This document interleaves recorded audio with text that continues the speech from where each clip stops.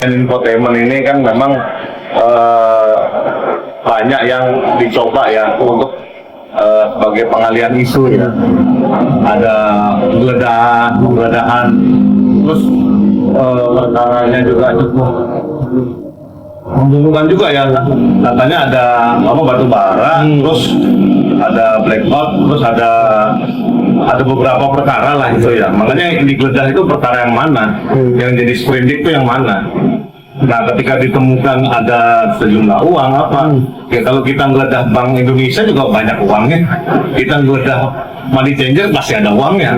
Karena kalau kita mencoba menarasikan sesuatu, ya masyarakat Indonesia itu kan nggak bodoh. Artinya yang jelas dolar hari ini 18.100. Yang jelas NBG hari ini lagi ribut banyak-banyak nih, diperiksa semua nih. Apalagi SPPG di Jawa Tengah lagi disidik. Ya, artinya fokus pada perkara-perkara yang memang sedang disidik dan memang ada pintu masuknya dari keterangan awal. Ya, dari penyidikan korupsi itu nggak seperti penyidikan tindak pidana umum lainnya, karena memang dia mesti ngunci betul ya. Kecuali dia pejabat negara itu, makanya kalau KPK selalu pakai teknik yang namanya OTT. Nah, proses polisi mungkin dia ingin mengadakan gebrakan, ya kan, makanya Nikita sebagai ya buzzernya polisi mungkin dia ingin ya sama-sama lah, ya ingin dinotis bahwa oh gini loh, nggak usah ada bersih-bersih loh, dia nggak mau dihukum gitu loh, padahal dia tetap pidana. Nah, upaya-upaya yang dilakukan itu ya menurut saya cuma pengalihan isu aja. Berarti bisa bilang ya Niki merasa ya dizolimi juga dong Bang, karena kan yang anggota Jampisus saja kena, masa dia yang dia merasa nggak bersalah dituduh begitu? Ya, Bang. dia lagi-lagi dan berkali-kali lagi-lagi mencoba menormalisasi bahwa apa yang sudah dilakukan kepada Rojak Lagi itu adalah sesuatu yang normal dan itu sah-sah saja. Yang menurut saya logika itu seperti menormalisasi pemotor lawan arah, ada permodan besar-besar, dia lawan arah tuh, dia bilang gua rumahnya di situ. Nah, logika berpikirnya itu mirip kayak Niki. Kalau dimarahin, dikasih tahu dia ngotot, berantem, bisa-bisa bakar motor. Logika berpikir orang Indonesia ini mirip dengan apa yang dirasakan oleh Nikita. Nah, makanya saya pikir kita jangan hanyut ke sana, karena orang yang tahu hukum itu harus tahu normanya. Ketika dia merugikan orang lain, itu udah pasti dia akan merupakan perbuatan yang melawan hukum kalau merugikan orang lain. Nah, kalau dia tidak merasa merugikan orang lain, tapi orang lain itu merasa dirugikan sebagai korbannya, makanya mesti diuji di pengadilan. Nah, siapa yang menentukan benar atau tidak benar, atau salah atau benar? Hanya majelis hakim yang bisa memutuskan. Dan sambung ke pengadilan kemarin Niki, PK-nya, pengadilan PK Niki, didatangkanlah ahli IT yaitu Prof. Hendy Subiakto yang mengatakan bahwa putusan kasasi Niki bisa dibatalkan lewat PK dan Niki bisa segera bebas karena ya bisa dibilang bukti-bukti yang diserahkan oleh RG, Dr. RG yang berupa singsel itu bisa dimanipulatif. Gimana Bang, kata Bang? Ahli itu adalah ahli ITE. Dia mengomentari kekuasaan kehakiman bahwa hakim itu bisa tertipu dalam mengambil keputusan.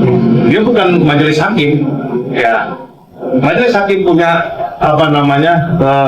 kekuasaan penuh untuk memutus sebuah perkara, dan perkara itu biasanya bersifat final.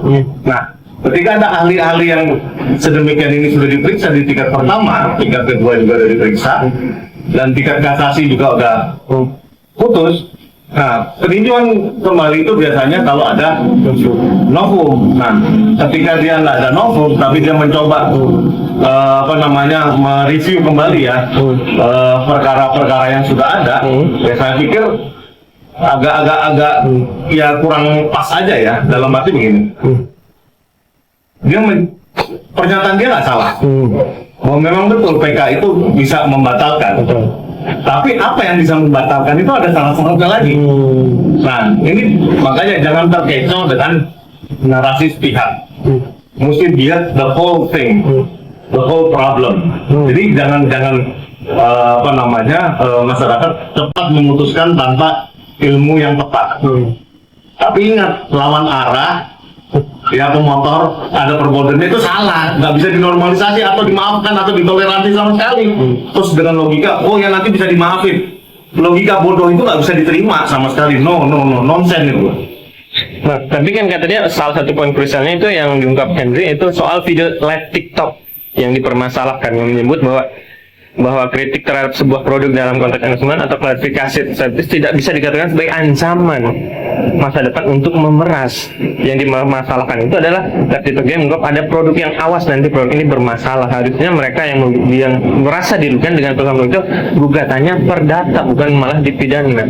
Gimana Bang? Iya, ini seperti halnya gol yang dianulir di Mesir ya, sama Argentina. Logika berpikirnya orang hukum nggak bisa kayak gitu. Atau dia kayak Donald Trump, dia telepon presiden FIFA bisa batalin kartu merah.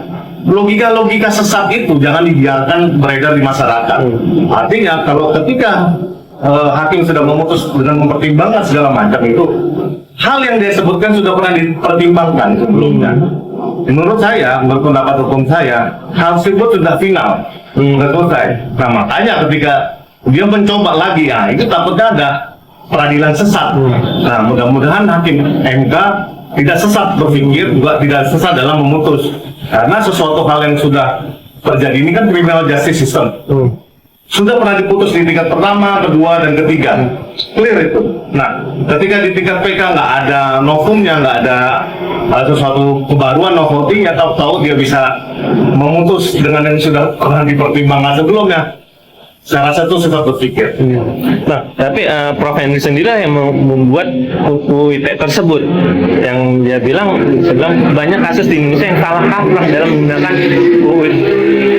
UU ITE tersebut, yang dia mengatakan bahwa dia hadir bukan untuk memata-mata membela Niki. Dia bilang, saya tidak membantu siapapun, tapi saya adalah orang yang ikut bertanggung jawab karena saya ikut membuat undang-undang ITE. Makanya dia menegaskan bahwa pasal yang dikenakan pada Niki saat itu tidak tepat, gimana Bang?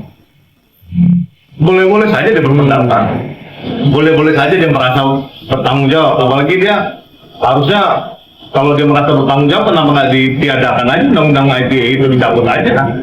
Karena kalau memang itu menyengsarakan banyak masyarakat Indonesia, baiknya dicabut, ditiadakan. Makanya kan ada beberapa pasal yang memang di KUHP baru sudah diambil. Nah makanya kan apa yang dinyatakan seorang ahli ini nggak salah karena dia sesuai dengan keahliannya, dia kerjanya memberikan pendapat. Nah, saya kembalikan ke hakim PK, dia yang punya hak untuk memutus dan mempertimbangkan segala macamnya. Ya semoga kita tidak menormalisasi yang tadi pemotor lawan arah itu normal karena akamsi, atau orang yang memeras, terbukti memeras, ya kan, terpidana memeras dari akibat apa-apa yang dilontarkannya melalui media sosial sehingga dia mendapatkan hasil dengan korban yang dirugikan itu si Reza Gladys sebesar 4 miliar jong sudah ditransfer itu, ada buktinya, itu menjadi sebuah hal yang biasa dan dinormalisasi karena bakalan semua orang akan melakukan hal yang sama dengan Niki, memeras orang lain dengan metodologi yang sama. Bang, terakhir, terkait yang kita pernah wawancara lagi itu terkait Niki diduga menyuap hakim, yang akhirnya disangka atau disangkal oleh tim kuasa hukum yang bilang terkait ya logikanya di mana kalau misalnya dia menyuap, kok hukuman Niki malah diperberat jadi 6 tahun dan malah ditolak kasasinya, dan dia Niki bilang akan melapor balik para orang-orang yang menuduh dia menyuap. Abang gimana? Ya, kalau itu apa maksudnya, menghina atau pencemaran nama baik atau apa? Semuanya. Kalau menurut saya, kalau memang itu hal yang fitnah, wajib dilaporkan. Tapi kan pihak sana juga dia nggak melakukan fitnah, dia melakukan laporan ke Mahkamah Agung. Kan ada bikin laporannya, tanda terima laporannya juga ada. Nah itu juga dia mesti dikonter kalau memang dia tidak merasa menyuap. Apalagi dia lucu yang saya bilang drama itu, pengacaranya siapa?